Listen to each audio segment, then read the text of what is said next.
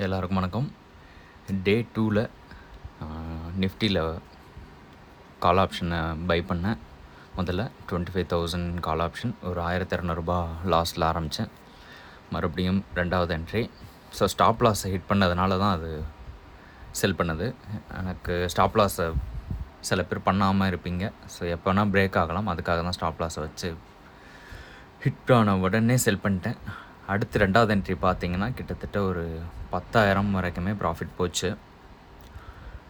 So 10,000 நான் டே 1ல் நிறுத்தினதுனால ரெண்டாவது என்ட்ரி எடுக்கணும் அப்படின்றதுக்காக பார்த்திங்கன்னா 10,000 செல் பண்ணாமல் அப்படியே வச்சுருந்தேன்.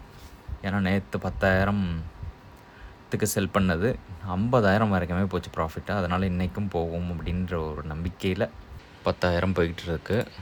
ஸோ 10,000 போகுதுன்றதுனால இன்னும் 2 அவுட் ஆஃப் மணியில் 2 ஆர்டர் போட்டேன். 25,300 25,500ல்.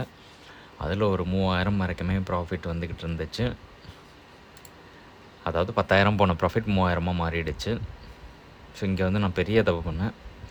ரிவர்சலில் என்னோடய ஸ்ட்ராட்டஜி படி நடக்கலை நேற்று ரிவர்சல். ஸோ செல்லிங் ரொம்ப அதிகமாகிடுச்சு. பார்த்திங்கன்னா 10,000 இருந்ததை வெறும் 600 செல் பண்ணியிருக்கேன். ப்ராஃபிட் 600 நிற்கிது இப்போ. ஸோ 600 மறுபடியும் ஒரு ஆர்டர் எடுத்திருக்கேன் பாருங்கள் புட் ஆப்ஷனில். ஸோ புட் ஆப்ஷனில் எடுத்ததில் 1,800 லாஸில் போய்கிட்டுருக்கு. 3,000 இப்போ ஒரு ஆள் லாஸு. அதாவது 10,000 போய்கிட்டு இருந்தது 3,000 லாஸ் ஆகிருக்கு. இப்போ மறுபடியும் 3,000 லாஸ் 4,000த்துக்கு போகுது.